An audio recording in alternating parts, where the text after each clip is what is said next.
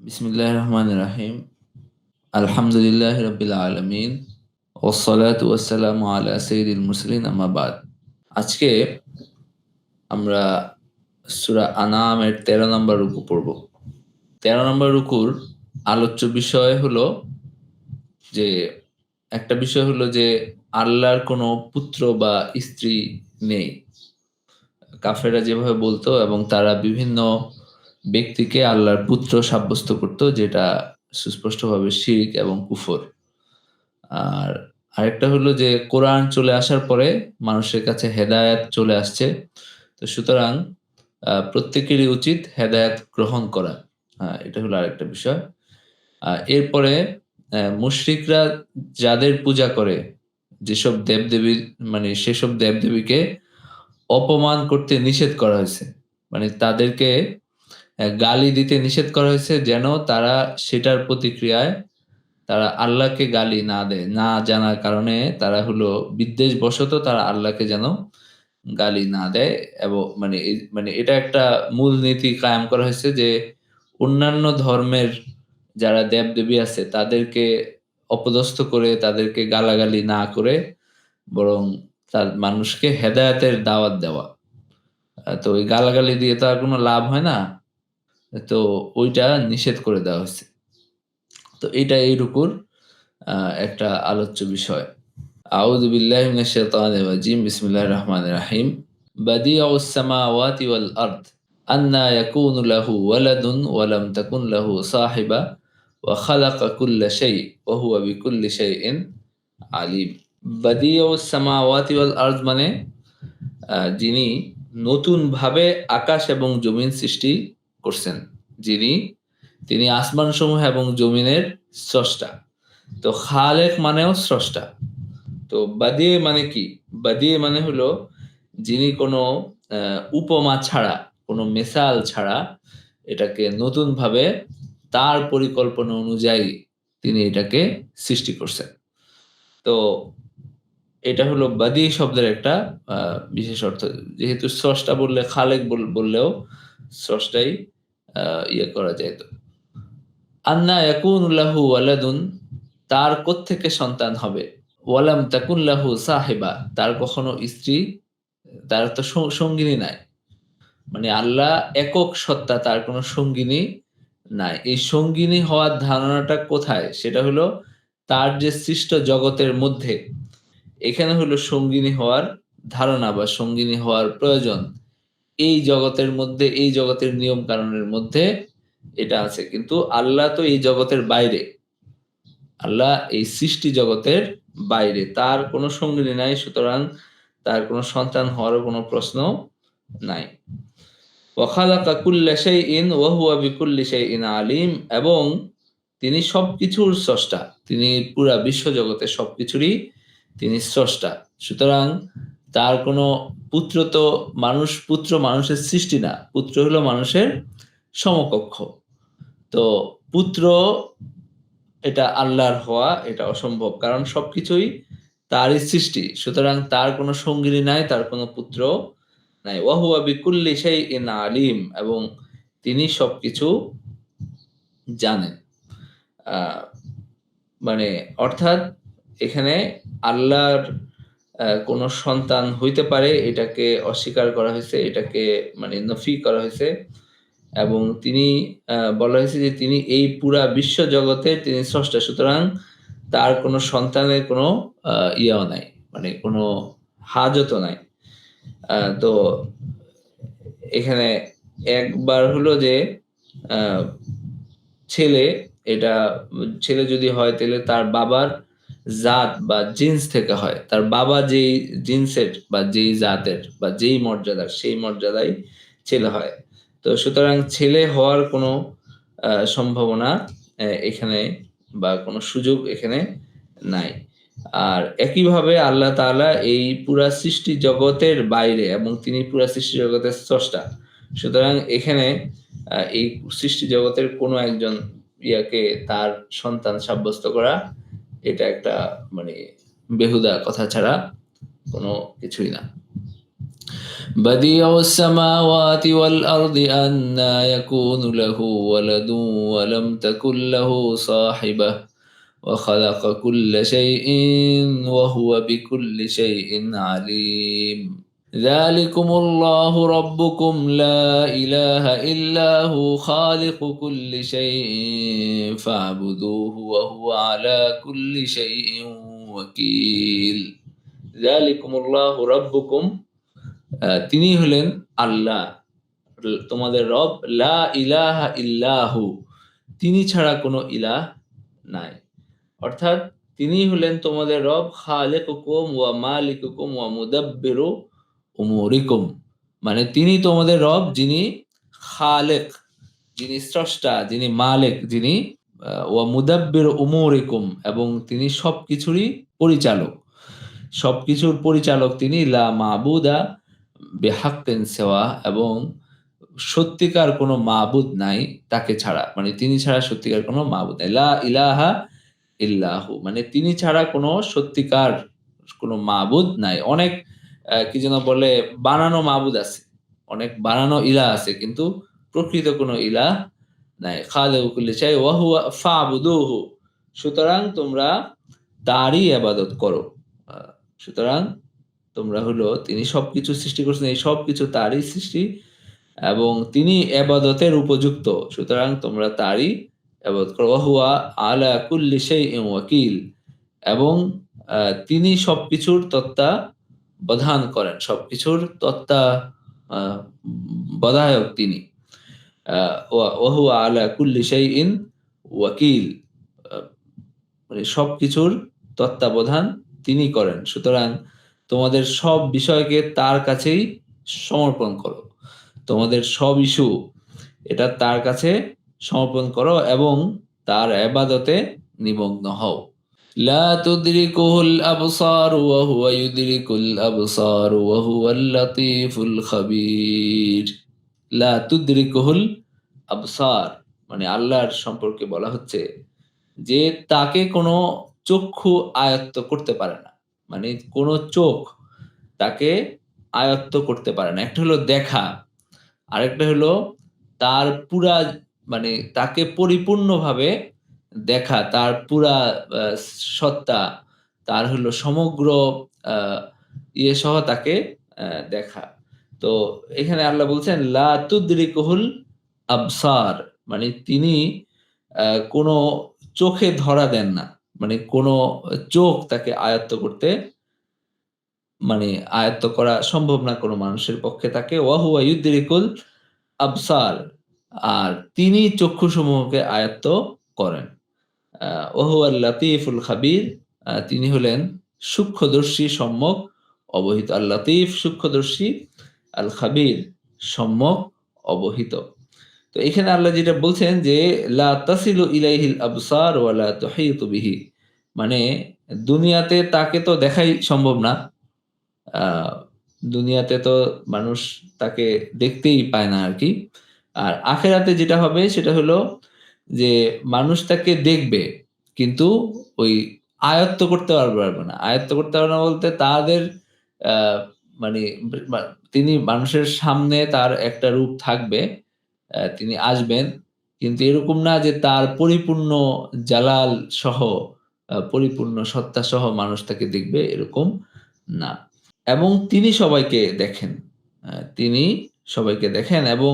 সবকিছুর ইলম তার কাছে আছে এবং সবকিছুর খবর তার কাছে আছে ওয়া হুয়াল লাতীফুল খাবীর এবং তিনি সূক্ষ্মদর্শী এবং তার মানে বান্দাদের ব্যাপারে এবং তাদের কল্যাণ তিনি ভালো জানেন আল খাবীর তিনি সম্যক অবহিত তাদের কল্যাণের ব্যাপারে তাদের কাজকর্মের ব্যাপারে সব ব্যাপারে তিনি সবকিছু জানেন তো এইখানে ইবনে কাসির বলেন যে এখানে আল্লাহ যে আয়ত্ত করতে পারবে না এটা যে আল্লাহ বলছেন এটা রুইয়াতকে কিয়ামতের দিন এটা তাকে দেখাকে নফি করে এরকম না কারণ কোরআনে অন্যান্য জায়গায় আছে যে উজুহু ইয়াউমা ইযিন নাযিরা ইলা রাব্বিহা নাযিরা মানে অনেক চেহারা সেদিন উজ্জ্বল থাকবে এবং তারা তাদের রবের দিকে তাকিয়ে থাকবে।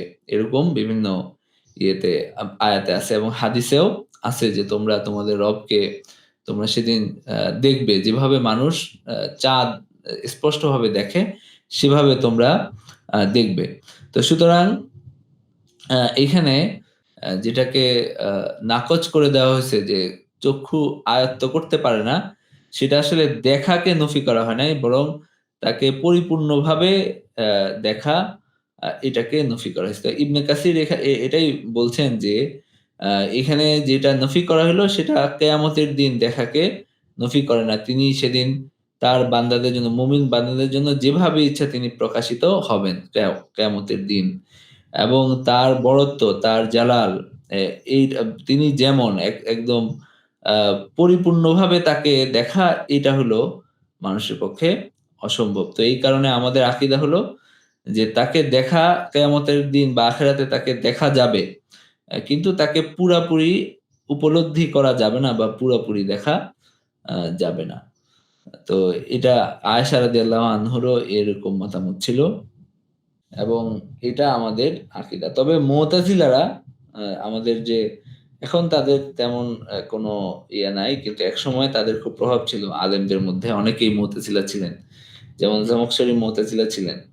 তো মু'তাজিলাদের মানে ইয়ে হলো যে অ্যা তারা মনে করে যে কে আল্লাহকে আখিরাতেও দেখা সম্ভব না। তারা মনে করে যে আল্লাহকে আখিরাতেও দেখা সম্ভব না। এই আয়াতের মাধ্যমে এবং আরো বিভিন্ন যুক্তি দিয়ে তারা বলে যে আখিরাতেও আল্লাহকে দেখা সম্ভব না। কিন্তু আমরা বলি যে আ আল্লাহকে আখিরাতে দেখা সম্ভব কিন্তু পুরা আয়ত্ত করা সম্ভব না। কিন্তু মানুষ তিনি যেভাবে মানুষের সামনে প্রকাশিত হবেন সেভাবে তাকে দেখা সম্ভব। লা তুদরিকুহুল আবসার ওয়া হুয়া ইউদরিকুল আবসার ওয়া হুয়াল লতীফুল খবীর। এই আয়াতগুলো থেকে যে শিক্ষা এবং নির্দেশনা আমরা পাই। একটা শিক্ষা হলো যে আল্লাহ সব ধরনের শরিক থেকে মুক্ত। তার কোনো স্ত্রী নাই, তার কোনো ছেলে নাই। এই ধরনের সব রকম আ শরিক থেকে আল্লাহ মুক্ত। মানে তার কোনো ছেলে, তার কোনো স্ত্রী এসব কিছুই নাই। নাম্বার ১। নাম্বার ২ হলো যে একজন সৃষ্টির পক্ষে রব হওয়া সম্ভব না। একজন সৃষ্টি তার পক্ষে আসলে রব হওয়া সম্ভব না। রব যিনি তিনি হলেন স্রষ্টা। যিনি সবকিছুর মালিক এবং সবকিছুর পরিচালক যিনি তিনি হলেন রব। তো একজন সৃষ্টির পক্ষে আসলে আ রব হওয়া কখনোই কোনোভাবেই সম্ভব না। যে আল্লাহর সৃষ্টি সে না আল্লাহর ছেলে হইতে পারে, না আল্লাহর মানে না হলেও সে নিজে রব হইতে পারে। এটা তার পক্ষে এটা সম্ভব না। নাম্বার ২ নাম্বার ৩ হলো যে দুনিয়াতে আল্লাহকে দেখা সম্ভব না। দুনিয়াকে দুনিয়াতে আল্লাহকে দেখা সম্ভব না। তবে আখেরাতে আল্লাহকে দেখা যাবে কিন্তু আয়ত্ত করা যাবে না। ইদরাক এটা সম্ভব না কিন্তু মানে রুইয়াত সম্ভব। মানে দেখা এটা সম্ভব। ইদরাক সম্ভব না। মানে আয়ত্ত করা সম্ভব না। পরিপূর্ণভাবে তাকে দেখা, তার পুরা সত্তা মানে তার মানে বড়ত্বকে পরিপূর্ণভাবে বুঝা এটা সম্ভব না। এটা এই আ ৩ টা ছিল এখানকার আলোচ্য বিষয়। মানে এখানকার শিক্ষা এবং নির্দেশনা। قد جاءكم بصائر من ربكم فمن أبصر فلنفسه ومن عمي فعليها وما أنا عليكم بحفيظ قد جاءكم তোমাদের কাছে এসেছে চাক্ষুষ নিদর্শনাবলী তোমাদের রবের পক্ষ থেকে।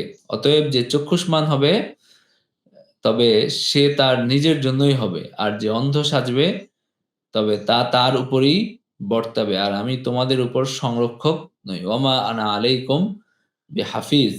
আমি তোমাদের উপর সংরক্ষক নই। নিশ্চয়ই তোমাদের কাছে এসেছে চাক্ষুষ নিদর্শনাবলী। আ চাক্ষুষ নিদর্শনাবলী মানে, মানে এমন দলিল তোমাদের কাছে আসছে যেটা তোমরা আ যেটা দিয়ে তোমরা হলো আ উপলব্ধি করতে পারো, যেটা তোমরা হেদায়াত তোমরা দেখতে পারো, যেটা দিয়ে তোমরা হেদায়াতকে ভ্রান্তি থেকে পৃথক করতে পারো এবং হক এবং বাতিলের মধ্যে পার্থক্য করতে পারো। তো এই জায়গায় মুফাসসিররা বলছেন যে এটার অর্থ হলো যে তোমাদের কাছে কোরআন আসছে যেখানে আ স্পষ্ট বর্ণনা আছে এবং এখানে হলো বাসাইর আছে। বাসাইর মানে হলো চাক্ষুষ নিদর্শনাবলী এই জায়গায় আছে। মানে স্পষ্ট নিদর্শনাবলী এখানে আছে যেটা দিয়ে তোমরা চেষ্টা করো তাহলে সত্যকে মিথ্যা থেকে পৃথক করতে পারো এবং হেদায়েতকে ভ্রান্তি থেকে পৃথক করতে পারো। ফামান আবসারা যে হলো দেখলো, যে এটাকে কাজে লাগালো। মানে এই যে তোমাদের কাছে যে বাসায়ের বা কোরআন যে তোমাদের কাছে আসছে, এটাকে যে কাজে লাগালো এবং যে দেখলো ফালিনাফসিহি যে হলো মিথ্যাকে সত্য থেকে পৃথক করলো, যে সত্যকে মিথ্যা থেকে পৃথক করলো, যে হেদায়েতকে ভ্রান্তি থেকে পৃথক করলো এবং গ্রহণ করলো। ফামান আবসারা যে দেখলো ফালিনাফসিহি আ সে এটা তার নিজের জন্যই এটা করলো। এটা তার নিজের জন্যই হইলো। তো এখানে আ কেউ যদি হেদায়েত গ্রহণ করে, এটার উপকার সেই ভোগ করবে। এখানে অন্য কেউ লাভবান হবে না বরং সে নিজেই লাভবান হবে। ফামান আবসারা ফালিনাফসিহি ওয়া মান আমিয়া ফাআলাইহা এবং কেউ অন্ধ হইলে এটার পরিণতি বা এটার প্রতিফল বা এটার মানে প্রায়শ্চিত্ত তারই করতে হবে। কেউ যদি অন্ধ হয়, যে অন্ধ সাজবে এটা তার উপরেই বর্তাবে। তো জামাকশরী এই জায়গায় বলেন এটার অর্থ হলো যে সত্য দেখবে এবং ঈমান আনবে সে নিজের জন্যই আ এটা করবে। এটা সে নিজের জন্যই দেখবে এবং ঈমানের নফা বা ঈমানের উপকারটা সেই পাবে। আর যে অন্ধ হবে সে হইলো এই অন্ধত্বের দায়ভার তার উপরেই বর্তাবে এবং এটার যে ক্ষতি এটা তার উপরেই বর্তাবে। এটা হলো মূলত এই আয়াতের অর্থ। আর আমি তোমাদের উপর আ সংরক্ষক নই। ওমা আনা আলাইকুম বিহাফিজ মানে আ এটা নবীজির পক্ষ থেকে বলা হচ্ছে যে, তুমি বলো যে, "আমি লাস্তু আলাইকুম বিহাফিজ" আমি তোমাদের উপরে তোমাদের দায়-দায়িত্ব আমার উপরে না। মানে আমি হলো শুধু আল্লাহর পক্ষ থেকে আ আমি তোমাদেরকে শুধু সতর্ক করি মাত্র। তো তিনি হলেন হাফিজ। তিনি সবার উপর সংরক্ষক। আমি তোমাদের উপর সংরক্ষক নই। এটা নবীজির পক্ষ থেকে বলা হচ্ছে। আর আমি তোমাদের উপর সংরক্ষক নই। ওমা আনা আলাইকুম বিহাফিজ। মানে তোমাদের সবকিছুর দায়ভার আমার না এবং তোমাদেরকে সঠিক পথে পরিচালিত করার দায়ভার আমার না। বরং আমি শুধু হেদায়েতের বাণী তোমাদের কাছে পৌঁছে দিতে পারি।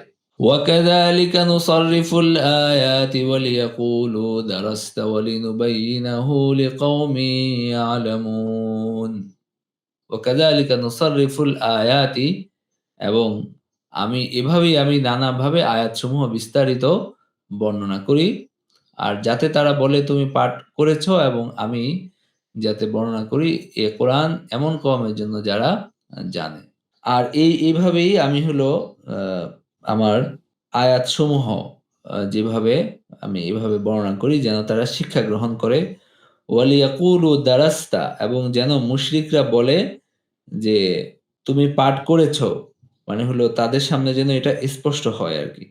মুশরিকরা যেন বলে, "হে মুহাম্মদ তুমি হলো কিতাবে এটা পাঠ করছো এবং মানে তুমি যে কোরআন নিয়ে আসছো এটা যেন তারা স্বীকার করে বা তারা বলে।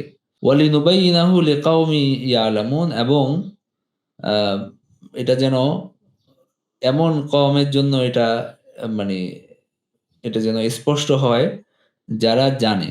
মানে যারা হক জানে এবং এটার অনুসরণ করে। যারা সত্যকে চিনতে পারে এবং এটার অনুসরণ যারা করতে পারে, তাদের আ কাছে যেন মানে তাদের কাছে যেন এটা পৌঁছে। এজন্য আমি আমি এই আয়াতগুলো এভাবে বিস্তারিত বর্ণনা করি। ওয়াকাযালিকা নুসাররিফুল আয়াতি আমি এভাবে নানাভাবে আয়াতসমূহ বিস্তারিত বর্ণনা করি, যাতে তারা বলে তুমি পাঠ করেছ এবং আমি যাতে বর্ণনা করি এ কোরআন এমন কওমের জন্য যারা আ জানে। এই আয়াতটা আমরা আরো ১-২ টা তাফসীর থেকে দেখি। জার্লাইনে যেটা আ লিখছে আরকি সেটা হলো মানে হলো তুমি এটা শিখে আসছো। এটা যেন তারা বলে। মানে হলো দারাস্তা মানে হলো তুমি এটা কোথাও থেকে শিখে আসছো। মানে এটা যে তার পক্ষে বলা সম্ভব না, এইটা তারা বুঝতে পারে। মানে এটা যে তাদের একজন ব্যক্তির পক্ষে এটা যে বলা সম্ভব না, এটা তারা মানে কাফেররা এটা উপলব্ধি করতে পারে। তো এইজন্য তারা বলে দারাস্তা মানে তুমি এটা কোথাও থেকে শিখে আসছো। মানে কোনো আহলে কিতাবের কাছ থেকে শিখে আসছো। অথবা পূর্বের কিতাবাদি তুমি পড়ছো। এরকম এবং সেখান থেকে এটা নিয়ে আসছো। এরকম একটা কথা যেন তারা বলতে বাধ্য হয় অন্তত এইজন্য আমি এভাবে বিশদভাবে বর্ণনা করি। তো এইটা মোটামুটি বুঝা গেল আরকি। তো সফাতুত তাফাসিরে আমরা দেখছিলাম তো সফাতুত তাফাসিরে এই জায়গাটার ব্যাখ্যাটা আসলে পরিপূর্ণভাবে নাই। তো জালালাইনের ব্যাখ্যা আমরা এটা নিতে পারি যে উনারা যেটা বলছেন সেটা হলো যে আমরা হলাম মানে অ মানে ওয়ালিয়াকুলু দারাস্তা মানে যেন এর পরিণতিতে তারা এটা বলতে বাধ্য হয় যে তুমি কোন আহলে কিতাবের কাছে এটা শিক্ষা মানে তুমি শিখছো। এটাই তারা বলত কাফেররা। নবীজি যখন আয়াত তেলাওয়াত করতেন বা যখন দ্বীন নিয়ে আসেন তারা বলছে যে কোন আহলে কিতাবের কাছে তুমি শিখছো অথবা হলো পূর্বের কিতাব পড়ছো এরকম। অথচ তিনি লিখতেও জানতেন না, পড়তেও মানে জানতেন না। তো এটা একটা মুজিজা ছিল যে আসলে তার পক্ষে এত তিনি যে এত পড়ছেন তাও না। তাদের কিতাব যে তিনি পড়ছেন বা তিনি অনেক কিছু করছেন এটা আসলে সত্য না। বরং এটা আল্লাহর পক্ষ থেকেই আসছে। তো এটা মানুষের জন্য একটা দলিল যে একজন নিরক্ষর ব্যক্তি যিনি আসলে পড়তে জানেন না, তার পক্ষে এই কোরআন যে আনা সম্ভব না। আ এইটা আ এটা একটা প্রতিষ্ঠিত হইছে। যেহেতু তারাও এটা হলো নবীজিকে এটা বলতে বাধ্য হইতো যে, "তুমি এটা শিখে আসছো বা তুমি এটা পূর্বের কিতাব অধ্যয়ন করছো।"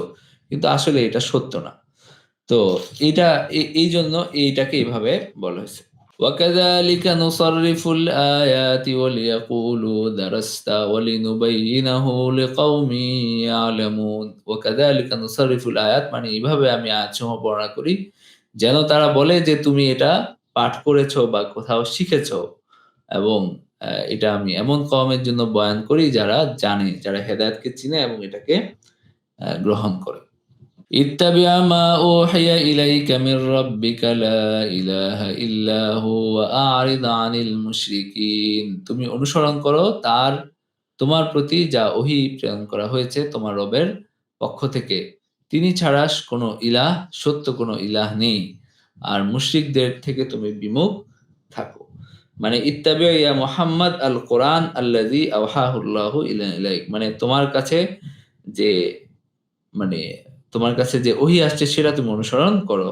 তো কুরতুবী এই আয়াতের ব্যাখ্যায় বলছেন যে তোমার অন্তরকে অন্য কোনো কিছুতে ব্যস্ত না করে তারা যে কথাবার্তা বলে এগুলোকে পাত্তা না দিয়ে বরং আল্লাহর ইবাদতে নিমগ্ন হও। এটা হলো এখানকার অর্থ। লা ইলাহা ইল্লাহু তিনি ছাড়া কোনো ইলাহ নাই। ওয়া আ'রিদ আনিল মুশরিকিন তো তাদের দিকে লক্ষ্য না করে তাদেরকে এড়িয়ে চলো। এটা হলো আ মানে মক্কি জীবনে রাসূলকে নির্দেশ দেওয়া হয়েছে যে, "আরিদ আনিল মুশরিকিন" তাদেরকে এড়িয়ে যাও। মানে তাদের কাজ তারা করতে থাকুক। তুমি তোমার মতো ইবাদত করে যাও।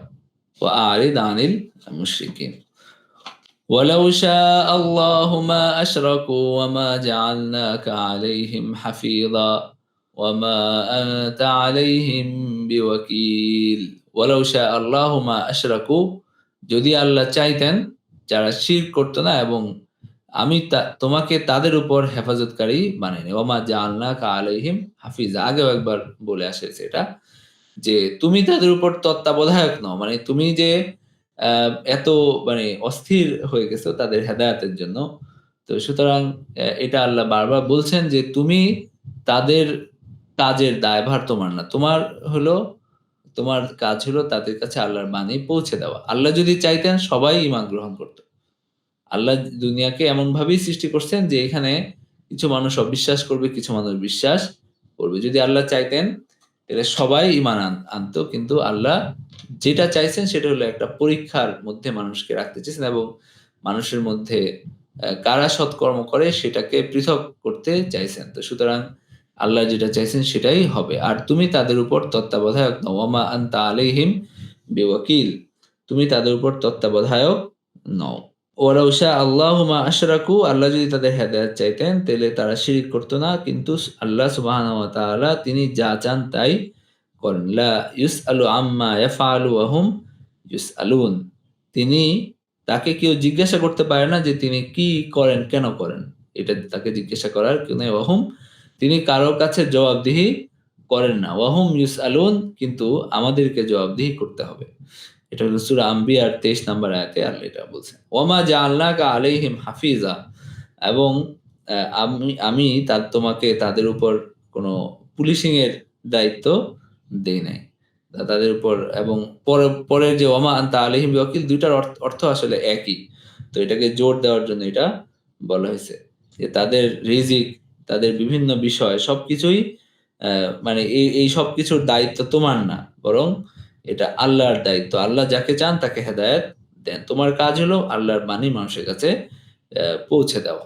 এটা মক্কার জীবনে এই আয়াতটা নাজিল হয়েছে আল্লাহ রাসূলের উপর। এই আয়াতগুলো থেকে যে শিক্ষা এবং নির্দেশনা আমরা পাই, নাম্বার ১ হলো কোরআনের আয়াতগুলো এটা হলো বাসায়ের, বা এটা মানুষের জন্য দলিল এবং মানুষের চোখ খুলে দেওয়ার জন্য যথেষ্ট। তো যে এই কোরআনের আয়াতকে গ্রহণ করে, সে এটার মাধ্যমে হেদায়েতের পথের সন্ধান পায় এবং সে আ এটার মাধ্যমে মুক্তি পায় এবং এটার মাধ্যমে সৌভাগ্যবান হয়।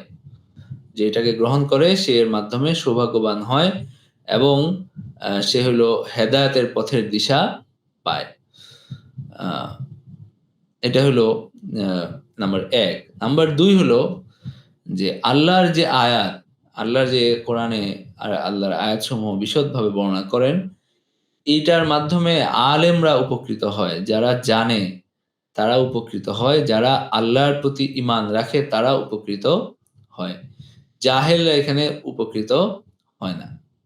আ জাহেলরা এখানে উপকৃত হয় না। কারণ হলো যারা বুঝতেই পারে না, যারা হলো জানেই না, তারা কিভাবে উপকৃত হবে?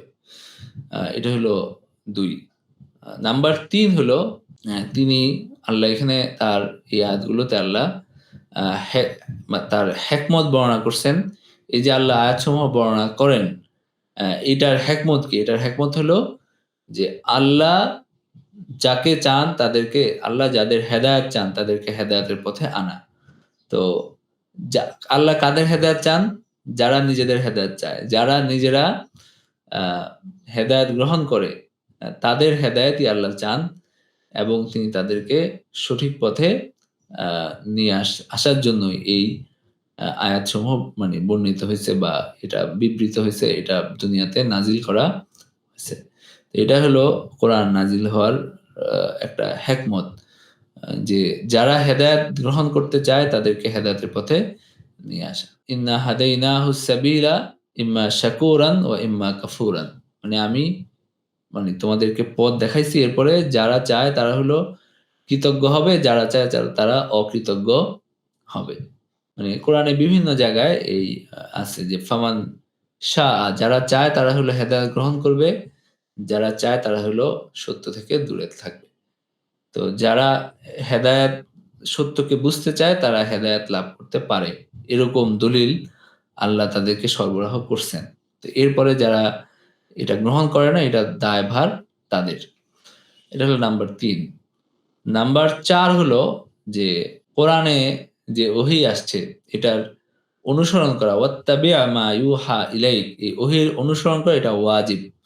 এটা আল্লাহ নির্দেশ দিয়েছেন তুমি এটাকে অনুসরণ করো। তো সুতরাং আ এটা ওয়াজিব। ওহীর বিরোধিতা করার, ওহীর বিপরীত কাজ করার মুমিনদের জন্য কোনো সুযোগ নাই। বরং আল্লাহ ওহীর মাধ্যমে যে দিক নির্দেশনা দিছেন এটা মান্য করা, এটা হলো ওয়াজিব। নাম্বার ৫ হলো যে কাদরিয়াদের যে মাযহাব, আ সেটা সেটা যে সঠিক না। মানে আ তারা যে হলো মানে এই যে আল্লাহর নির্ধারণকে তারা যে অস্বীকার করে। মানে তারা যে বলে যে মানুষই তার কাজের স্রষ্টা, এটা যে সঠিক না, এটা স্পষ্টভাবে এই আয়াতগুলো থেকে প্রতীয়মান হয়। মানে তারা যে বলে মানুষ নিজের ইচ্ছায় সব করে এবং মানুষই তার কাজের স্রষ্টা, এটা সঠিক না। বরং আমরা ভালো কাজ করার জন্য আমাদের আল্লাহর তৌফিক দরকার। এ কারণে আল্লাহর সাহায্য এবং তৌফিক ছাড়া কেউ হেদায়েতের উপর থাকতে পারে না। এটা সম্ভব না। এই কারণে আল্লাহর আনুগত্যের জন্য আসলে তার সাহায্য চাওয়া দরকার। আমরা আল্লাহর কাছে হেদায়েতের দোয়া করি। রব্বানা লা তুজিগ কুলুবানা বা'দা ইয হাদাইতানা ওয়া হাব লানা মিন লাদুনকা রাহমা ইন্নাকা আনতাল ওয়াহ্হাব। রব্বানা লা তুজিগ কুলুবানা, হে আমাদের রব, আমাদের অন্তরকে আপনি বক্র করে দিবেন না।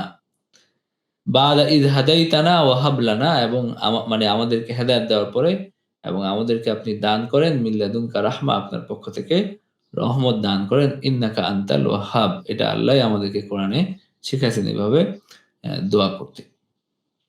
তো আল্লাহর তৌফিক ছাড়া হেদায়েতের উপর থাকা যায় না। হ্যাঁ? তো এই কারণে বেশি, বেশি এটা সাহায্য চাওয়া উচিত। তো এগুলো ছিল এখানকার আ আলোচ্য বিষয়। ولا تسبوا الذين يدعون من دون الله فيسبوا الله عدوا بغير علم كذلك زينا لكل أمة عملهم ثم إلى ربهم مرجعهم فينبئهم بما كانوا يعملون ولا تسبوا الذين يدعون من دون الله, যারা আল্লাহকে বাদ দিয়ে অন্যদের যাদেরকে তারা ডাকে তাদেরকে তোমরা গালি দিও না। মানে তোমরা মুশরিকদের দেব-দেবীদেরকে গালি দিও না। তাদের যে সমস্ত জিনিসের পূজা তারা করে এগুলোকে গালি দিও না। ফায়াসুব্বুল্লাহা আদওয়াম বিগাইরি ইলম, তারা হলো না জেনে তারা হলো তো আল্লাহকে গালি দিবে এবং শত্রুতা করে আল্লাহকে গালি দিবে, কারণ তারা আল্লাহকে চিনে না, আল্লাহকে তারা জানে না। এই কারণে। ইবনে আব্বাস রাদিয়াল্লাহু আনহু বলেন যে মুশরিকরা এটা প্রস্তাব দিছিল যে তোমরা যদি আমাদের ইলাহদেরকে তোমরা যদি গালি-গালাজ না করো, মানে আমরাও তোমাদের রবকে গালি দিব না। এরকম একটা কথা তারা বলছিল। তখন আল্লাহ তাদের এটা নিষেধ করে দিয়েছেন যেন তাদের মানে দেব-দেবীদেরকে গালি-গালাজ করা না হয়। তো এটা একটা ইসলামের একটা মূল নীতি যে আমরা কোনো ইয়াদেরকে দেব-দেবীদেরকে নিয়ে নানান ধরনের অশ্লীল বানানো, তারপরে গালিগালাজ করা, অপদস্থ করা, এটার কোনো প্রয়োজন নাই। মানুষ সবাইকে হেদায়েতের দাওয়াত দিতে হবে। কিন্তু আ এই এই ধরনের কাজ করার কোনো প্রয়োজন নাই। এটা হলো ইসলামের নীতি। কাযালিকা যায়্যান্না লিকুল্লি উম্মাতিন আমালাহুম, এইভাবে আমি প্রত্যেক জাতির জন্য তাদের কাজগুলোকে আমি সাজিয়েছি। মানে তাদের কর্ম সুশোভিত করেছি। প্রত্যেকটা জাতি মনে করে যে তারা যা ভাবছে, তারা নিজেরা যেটা করতেছে সেটাই সঠিক, সেটাই ঠিক। তো যদি তোমরা তাদের ইলাহদেরকে গালি দাও, তখন তারা মনে করবে যে এটা তাদের ইলাহ সত্য এবং তোমাদের রব তাদের কাছে তখন মিথ্যা। তো সুতরাং তারাও এইভাবে গালি দিবে। আমি এভাবে প্রত্যেক জাতির জন্য তাদের কাজ কিভাবে সুশোভিত করেছি। তারা মনে করে যে সেটাই সঠিক। ইবনে আব্বাস এখানে বলেন যে আ এটার অর্থ হলো যে আমি মানে আহলে তাআতের জন্য, যারা আল্লাহর আনুগত্য করে তাদের জন্য এই আনুগত্যকে আমি সুশোভিত করেছি। তারা এটাকে ভালো মনে করে। আর কুফর যারা করে তাদের জন্য আমি কুফরকে সুশোভিত করেছি। তারা সেটাকেই তারা ভালো মনে করে। সুম্মা ইলা রাব্বিহিম মারজিউহুম, এরপরে আল্লাহর কাছে তোমাদেরকে ফিরে যাইতে হবে এবং সেখানে সবকিছুর হিসাব-নিকাশ হবে এবং আল্লাহ সবাইকে তার প্রতিদান দিবেন। ফায়ুনাব্বিউহুম বিমা কানু ইয়ামালুন, এবং তিনি জানাবেন যে তোমরা যেটা করতে এটা তিনি তোমাদেরকে জানাবেন। তো তার মানে হলো এখানে মানে তাদেরকে আ শাস্তির ভয় দেখানো হলো এই জায়গায়। পুরস্কারের কথা বলা হলো এবং আম আযাবের কথাও বলা হলো যে সবকিছুর পরিণতি আছে। তো আল্লাহ সুশোভিত করে দিছেন দেখে কেউ যেন আবার এটা মনে না করে যে সেটা সঠিক না। وَأَقْسَمُوا بِاللَّهِ جَهْدَ أَيْمَانِهِمْ لَئِن جَاءَتْهُمْ آيَةٌ لَّيُؤْمِنُنَّ بِهَا قُلْ إِنَّمَا الْآيَاتُ عِندَ اللَّهِ وَمَا يُشْعِرُكُمْ أَنَّهَا إِذَا جَاءَتْ لَا يُؤْمِنُونَ وَأَقْسَمُوا بِاللَّهِ جَهْدَ أَيْمَانِهِمْ, আর তারা আল্লাহর নামে কঠিন কসম করে। আল্লাহর নামে তারা হলো কঠিন কসম তারা করে। মক্কার কাফেররা তারা আল্লাহর নামে কঠিন কসম করে। ওয়ালা ইন জাআতুহুম আয়াতুন লা ইউমিনুন্না বিহা, তারা কসম করে বলে যে যদি তাদের কাছে কোনো নিদর্শন আসে তারা অবশ্যই এটার উপর ঈমান আনবে। এত নিদর্শন আসার পরেও তারা আরো নিদর্শন চায়। তারা এমন নিদর্শন চায় যেটার মধ্যে আর কোনো সন্দেহ বাকি থাকবে না। তো সেটা তো আর কোনো পরীক্ষা না। সেটা কোনো পরীক্ষা না যে তারা যদি চায় যে একেবারে আল্লাহ নিজে এসে তাদেরকে বলবেন সেটা কোনো পরীক্ষা না। কিন্তু একের পর এক নিদর্শন তাদের কাছে আসছে। কিন্তু তারা কসম করে বলে যদি সেরকম কোনো নিদর্শন তাদের কাছে আসে যেখানে আর কোনো সন্দেহের অবকাশ থাকবে না সেটা তারা মানবে। তাহলে তারা অবশ্যই ঈমান আনবে। এটা তারা বলে। লা ইন জাআতহুম আয়াতুন লা ইউমিনুন্না বিহা। মানে যদি মানে এরকম অলৌকিক কিছু আসে তারা ঈমান আনবে। কুল ইন্নামাল আয়াতু ইনদাল্লাহি বলো যে এই আয়াত প্রেরণ করা এটা আল্লাহর হাতে। কুল লাহুম ইয়া মুহাম্মদ যে এই আয়াত প্রেরণ করার যে ক্ষমতা এটা আল্লাহর হাতে। এটা আমার কাছে নাই। আমি এটার মানে এই আয়াত আনার কোন ক্ষমতা আমার কাছে নাই। ওয়ামা ইউশাইরুকুম আন্নাহা ইযা জাআত লা ইউমিনুন। আর তোমরা কিভাবে জানো যে কিসে তোমাদের উপলব্ধি ঘটাবে যে যখন তারা এসে যাবে আ মানে যখন তা এসে যাবে তারা ঈমান আনবে না। মানে তোমরা কিভাবে নিশ্চিত হইলা যে এটা আনলে মানে এইরকম কোন আয়াত আসলেও তারা ঈমান আনবে। বরং পূর্ববর্তী জাতিসমূহে যেটা দেখা গেছে যে আয়াত আসার পরেও ঈমান আনে নাই তারা এবং তারা শাস্তির মুখোমুখি হয়েছে এবং আল্লাহর আসমানি বালা চলে আসছে, আসমানি গজব চলে আসছে। কারণ আল্লাহর নীতি হলো যে যখন স্পষ্ট নিদর্শন আসার পরেও যখন কোন জাতি ঈমান আনে না, যেমন হলো সালেহ আলাইহিস সালামের কওমের ব্যাপার হইছে। তারা চাইছিল যে উটনী এরকম একটা উট তারা বিভিন্ন বৈশিষ্ট্য বর্ণনা করে দিছিল। কিন্তু চলে আসার পরে আর ঈমান আনে নাই কিছু মানুষ এবং বরং এই উটটাকে হত্যা করছে তারা। তো তখন আল্লাহর পক্ষ থেকে শাস্তি চলে আসছে। তো এটাই হলো আল্লাহর নিয়ম। তো আল্লাহ এখানে বলছেন যে, "তোমরা কিভাবে ওমা ইউশাইরুকুম" মুসলমানদেরকে বলছেন যে, "তোমাদেরকে কিভাবে উপলব্ধি মানে তোমাদের উপলব্ধি ঘটাবে, কিসে তোমাদের উপলব্ধি ঘটাবে যে যখন এটা এসে যাবে তারা যে ঈমান আনবে এই ব্যাপারে কিভাবে তোমরা নিশ্চিত হও?" ونقلب أفئدتهم وأبصارهم كما لم يؤمنوا به أول مرة ونذرهم في طغيانهم يعمهون আর আমি ওয়ানুকাল্লিবু আফইদাতাহুম ওয়া আবসারাহুম আমি তাদের অন্তর ও দৃষ্টিসমূহ পাল্টে দিব যেমন তারা কোরআনের প্রতি প্রথমবার ঈমান আনে নাই আর আমি তাদেরকে তাদের অবাধ্যতায় ঘুরপাক খাওয়া অবস্থায় আ ছেড়ে দিব। মানে হলো যে ওয়া নুকাল্লিবু আফইদাতাহুম ওয়া আবসারাহুম মানে নুহাউবিলু কুলুবাহুম আনিল ঈমান। মানে ঈমান থেকে আমি তাদের অন্তরকে সরিয়ে দিব। কামা লাম ইউমিনু বিহি আউয়ালা মাররা যেভাবে তারা ১ম বার যখন তাদের কাছে কোরআন আসছে সেটাকে যখন তারা অস্বীকার করছে, যেভাবে তারা অস্বীকার করছে সেভাবেই তারা হলো এটার উপরেই তারা বাকি থাকবে। তো এভাবে আমি তাদের অন্তরকে ফিরিয়ে দিব। তো এখানে সাবি এই জায়গায় বলেন যে যার লাইনে যে হাসি তো সাবি সেখানে তিনি বলেন যে আ এটা বর্ণনা করার জন্য এটা বলা হচ্ছে যে আল্লাহই অ্যা হেদায়েত এবং ভ্রান্তির স্রষ্টা এবং সবকিছুই তার ইচ্ছাতে হয়। তো তিনি এবং অন্য কেউ না যিনি যার জন্য তিনি হেদায়েত আ চান তিনি তাকে হেদায়েত দান করতে পারেন। তিনি তাকে হেদায়েতের দিকে ফিরিয়ে দেন। আর আল্লাহ যার দুর্ভাগ্য চান এবং আ যার অন্তরকে তিনি হেদায়েতের দিক থেকে ফিরিয়ে দিতে চান, তাদেরকে তিনি হেদায়েতের দিক থেকে ফিরিয়ে দেন। তো সুতরাং আ এটা সবকিছুই আল্লাহর হাতে। তাইলে এখন আ শাস্তি কেন হবে? শাস্তি হবে কারণ এই কাজের দায়ভার মানুষের উ উ উপরে। দুনিয়াতে সবারই হেদায়েত গ্রহণ করার শক্তি ছিল। হেদায়েত গ্রহণ করার শক্তি ছিল। কিন্তু এই যে মানুষ যে গ্রহণ না করে যে অন্যায় করছে সেজন্য মানুষের শাস্তি হবে।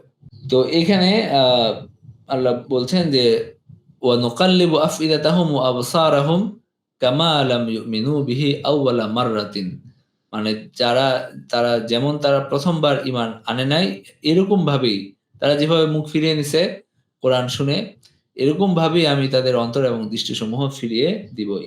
ওয়া নাযারুহুম ফি তুগয়ানিহিম ইয়ামাহুন এবং আমি তাদের ভ্রান্তির মধ্যে তাদেরকে ঘুরপাক খেতে দিব। তো এই সবকিছু আল্লাহর ইচ্ছাতেই হয়। এটা এখানে নিশ্চিত করা হলো। মানে তারা হলো এখানে আ মানে হলো উদ্ভ্রান্তের মতো ঘুরপাক খেতে থাকবে এভাবে আমি তাদেরকে ছেড়ে দেব। তো এই আয়াতগুলো থেকে আমরা যে শিক্ষা নির্দেশনা পাই, নাম্বার ১ হলো যে এমন কিছু করা যাবে না, এমন কিছু বলা যাবে না, যেটার প্রতিক্রিয়ায় মানুষ আল্লাহ এবং তার রাসূলকে গালি দেয়। আল্লাহ এবং তার রাসূলকে গালি দেয় মানুষ, যেটার প্রতিক্রিয়ায়। এখন কেউ যদি হেদায়েতের বাণী শুনেই গালি দেয়, সেটা তো অন্য বিষয়। কিন্তু আম জ মানে যেটা অপ্রয়োজনীয় এবং যেটা বললে বুঝা যাচ্ছে যে মানুষ হলো উল্টা আল্লাহকে গালি দিবে, তার রাসূলকে গালি দিবে, সেটা করা বা সেটা বলা যাবে না। সেটা বলা হারাম, নাম্বার ১। এবং স্পষ্টভাবে যেটা হলো সেটা হলো যে অন্যদের উপাস্যদেরকে, তাদের যে সম্মানিত লোকজন তাদেরকে গালি দেওয়া, এটা নিষেধ করে দেওয়া হইছে। এটা হারাম। গালি দেওয়ার কোনো প্রয়োজন নাই এবং এটা হারাম। নাম্বার ১। নাম্বার ২ হলো যে আল্লাহর যে সুন্নত, আল্লাহর যে দুনিয়াতে আল্লাহর যে নীতি, তিনি যে এই কল্যাণ এবং অকল্যাণ ২ রকম মানুষই দুনিয়াতে থাকবে এবং প্রত্যেকে নিজের অ্যা নিজের কাজকর্ম নিয়ে, প্রত্যেকের জন্য যে তাদের কাজকর্ম সুশোভিত করে দেওয়া হয়েছে, সেটা দুনিয়ার এই নীতিটা আমরা এখান থেকে বুঝতে পারলাম যে দুনিয়াতে এরকম ২ দলের মানুষই থাকবে। নাম্বার ২। নাম্বার ৩ হলো যে হেদায়াত আল্লাহর হাতে এবং আ মুজিজা মুজিজা যারা যারা পায়, যাদের সামনে ঘটে, তারা খুব তারা যে সবাই ঈমান নিয়ে আসে এরকম না, বরং তারা খুব অল্পই ঈমান আনে। মুজিজা চলে আসার পরে আসলে আল্লাহর পক্ষ থেকেই, যেহেতু আল্লাহর পক্ষ থেকে হেদায়েত নির্ধারিত হয়, যারা এরকম গোয়ার্তুমি করে তাদের আসলে হেদায়েতের ভাগ্য তাদের হয় না। তো মুজিজা আসার পরেও তাদের আসলে হেদায়েত হয় না। যারা গায়েবের উপর ঈমান আনতে পারে না, অনেক দলিল প্রমাণ দেখেও, তাদের আসলে আর হেদায়েত হয় না এবং তারা হেদায়েত থেকে দূরেই থাকে। মুজিজা আসার পরেও আ এরকম অবাধ্যতার কারণে, কারণ এটা তো আসলে কোন দর কষাকষির বিষয় না। এটা হলো আনুগত্যের বিষয়। তো এরকম আ গোয়ার্তুমির পরে আর হেদায়েত নসিবে থাকে না। তো এই ৩ টা বিষয় আমরা এখান থেকে জানতে পারলাম। তো ঠিক আছে, আমরা তাইলে এখানে শেষ করি। ও আখিরু দাওয়ানা আলহামদুলিল্লাহি রাব্বিল আলামিন।